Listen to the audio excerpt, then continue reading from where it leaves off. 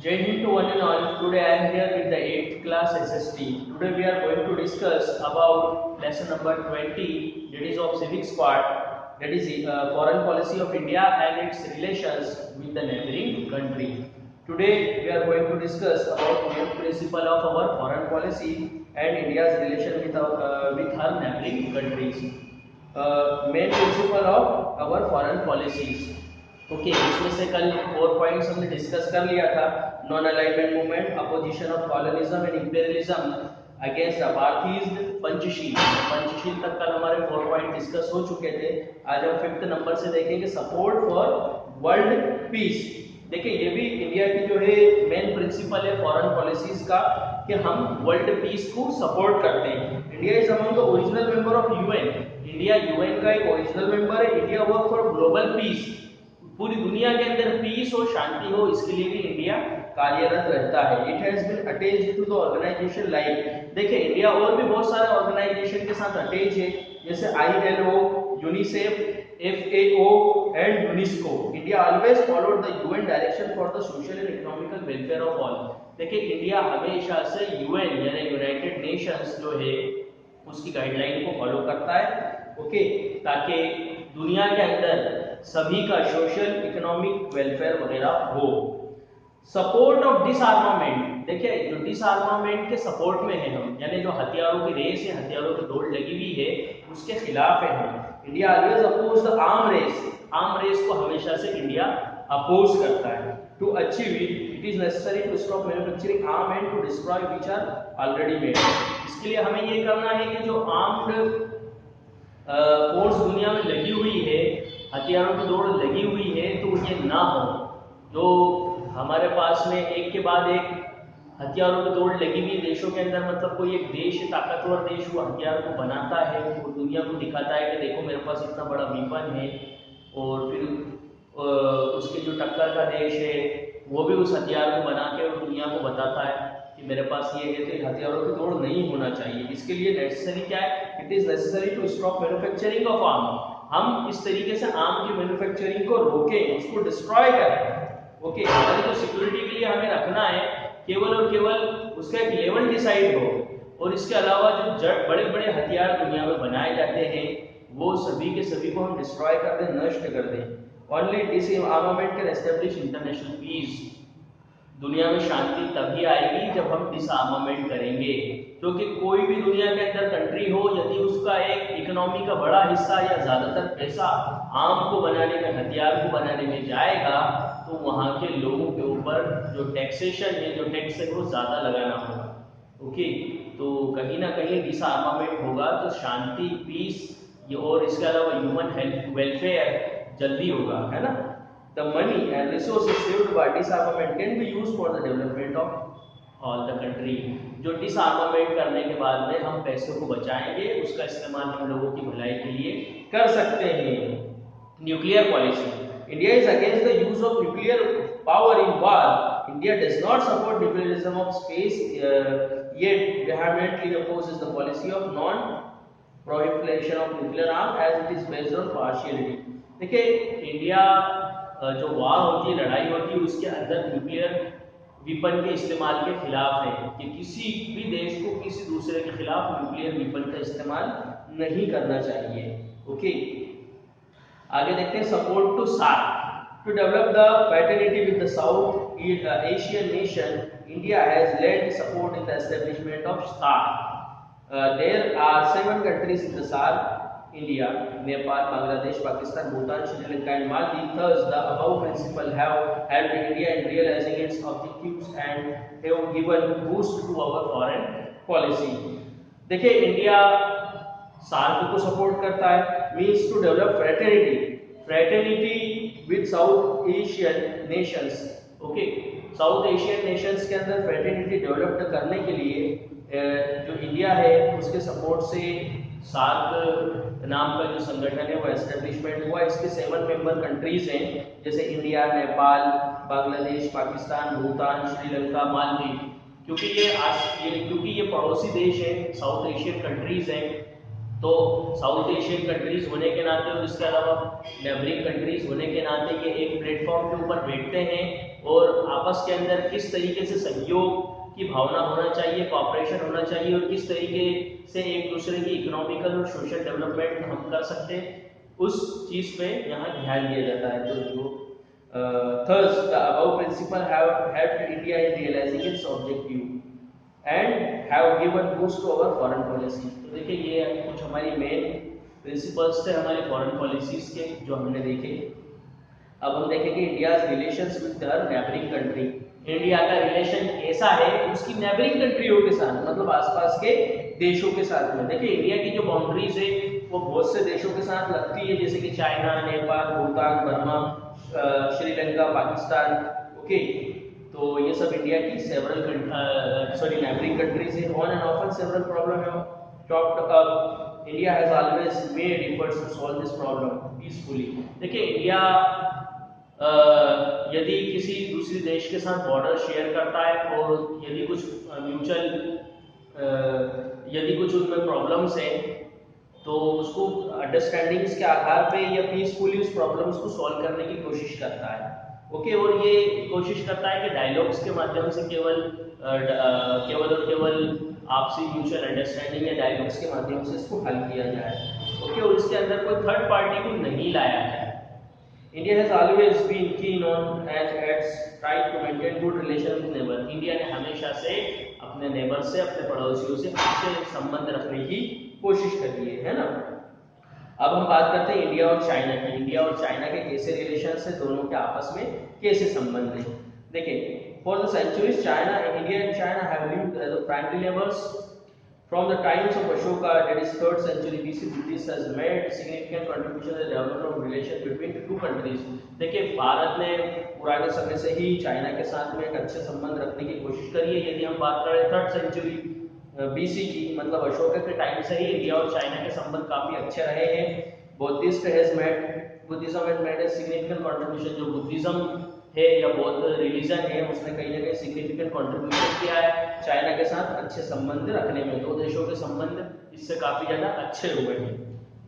Several Indian Buddhist scholar visit China. बहुत सारे India के जो बुद्धिस्ट स्कॉलर है वो चाइना के अंदर गए अशोका के टाइम में। टाइम को इसके अलावा जो बहुत सारे जो चाइनीज है वो इंडिया के अंदर आए, जैसे कि फा हाइन है या यूंगस्टैंग है।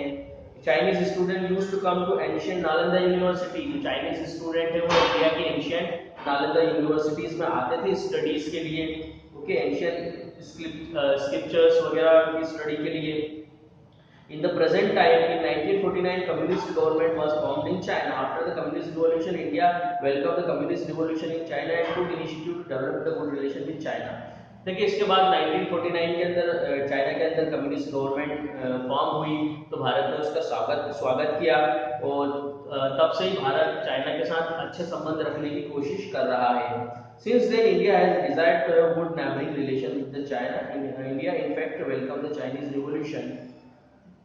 She was one of the first countries to recognize communist China, thereby helping her to become a member of UN।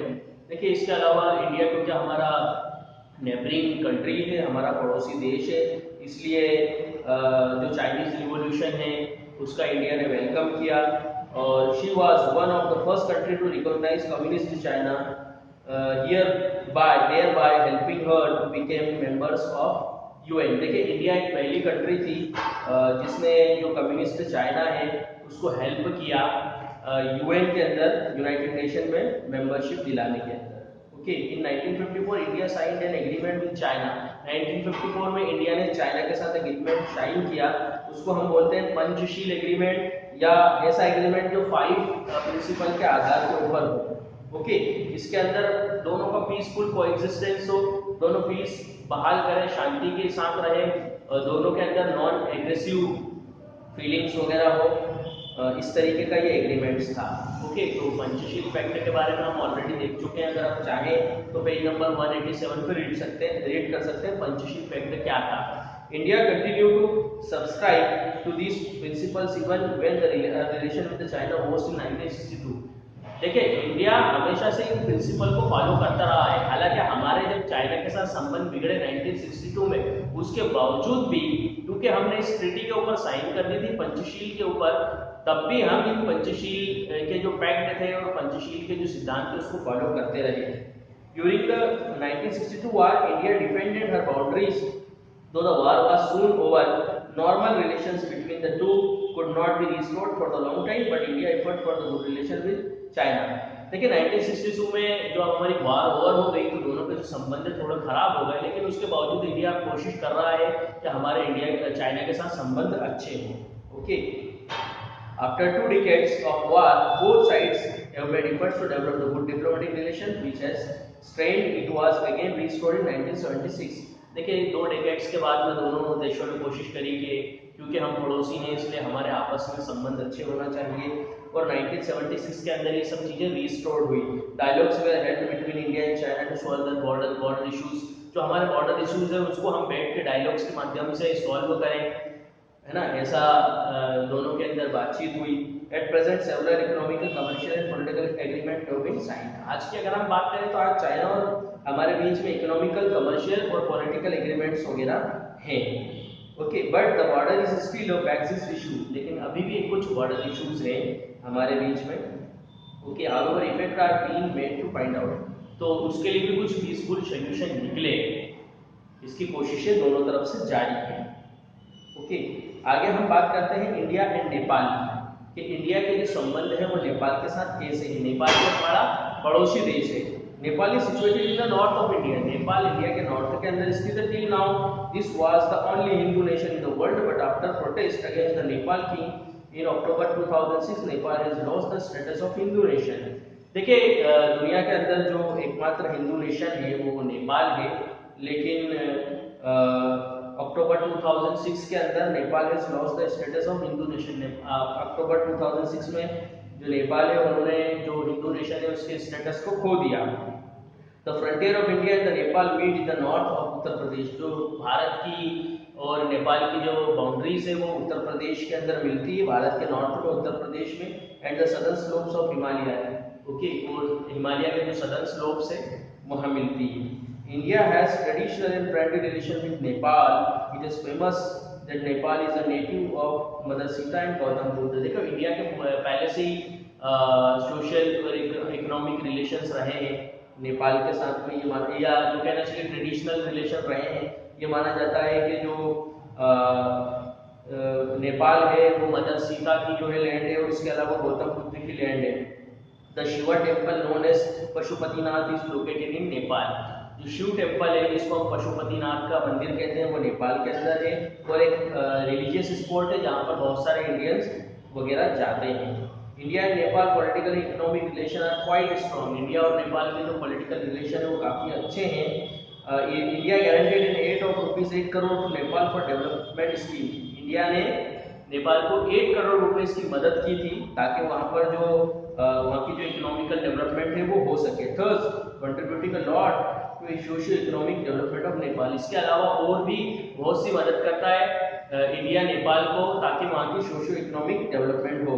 जैसे कि India has offered ₹50 crore to Nepal for construction of 204 kilometres of east west highway known as Mahendra Rajmarg. Bharat ने 50 करोड़ रुपए से मदद की नेपाल की ताकि वो 204 किलोमीटर लंबा हाईवे बना सके, जिसको कहा जाता है Mahendra Rajmarg. The outpatient department of Bir hospital which was been constructed with Indian aid. देखिए इसके अलावा जो आउट पेशेंट हॉस्पिटल है वहाँ पर, जिसको बीर हॉस्पिटल कहते हैं, वो भारत की मदद से ही बनाया गया है कि दोनों के बीच में जो फ्रेंडली रिलेशनशिप है, इसीलिए तो हम मदद कर रहे हैं एक दूसरे की। जब फ्रेंडली रिलेशनशिप नहीं रहेंगे तो कैसे मदद करेंगे। Okay, in 1950 India and Nepal sign a trade pact and India also provided sea route to Nepal. 1950 में हमने नेपाल के साथ में एक पैक्ट साइन किया और भारत अपना सी रूट प्रोवाइड करता है नेपाल को। With the view of security point, Nepal occupies greater importance for India.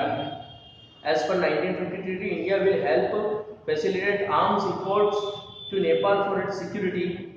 The citizen of both the countries can enter in each other's country without any restrictions. देखिए इसके अलावा 1950 की ट्रीटी में ये चीज़ भी है कि दोनों जो इंडियन है वो नेपाल में और नेपालीज जो है वो इंडिया के अंदर आ जा सकते हैं फ्रीली बिगर किसी रेस्ट्रिक्शंस के। ओके, इसके लिए इनको कोई वीजा वगैरह की जरूरत नहीं है। India had played a vital role in the abolition of monarchy in Nepal. इसके अलावा इंडिया का एक अहम रोल रहा है जो मोनार्ची रूल है नेपाल के अंदर उसको हटाने के अंदर। Many student from Nepal come to India for study. बहुत सारे स्टूडेंट नेपाल से इंडिया में आते हैं स्टडी के लिए। Nepal saw changes of power in October 2006 and with the changes of rule post of the king has been abolished. देखिए नेपाल ने अक्टूबर 2006 के अंदर एक चेंजेसमेंट ऑफ पावर देखा and with the change of rule the post of king has been abolished. और वहां पर बहुत सारे लोगों ने इसको अबॉलिश्ड करना शुरू किया कि जो किंग की जो पोस्ट वगैरह है ये तो उसका जो रूल है उसमें चेंजेसमेंट आना चाहिए, उसको अबॉलिश्ड करना शुरू किया। Now Nepal is total democratic setup. तो इसके फलस्वरूप आप नेपाल जो है टोटल डेमोक्रेटिक सेटअप है, डेमोक्रेटिक गवर्नमेंट है। Despite change of the rule India's relation with the Nepal has been not change. देखिए पॉलिटिकली नेपाल में बहुत सारे उतार चढ़ाव आते रहे, लेकिन उसके बावजूद हमारे नेपाल के साथ में संबंध कभी बिगड़े नहीं। हमारे फ्रेंडली रिलेशनशिप है नेपाल के साथ। तो इंडिया एंड नेपाल के जो रिलेशन है वो हमने देखे, इंडिया एंड चाइना के देखे, और इसके अलावा हमारे जो प्रिंसिपल्स है, main principle of our foreign policies है उसके 4 प्रिंसिपल्स हमने देखे। तो आपको ये जो आज का टॉपिक है इसको रीड करना है। आज के लिए बस इतना ही। जय हिंद, जय भारत।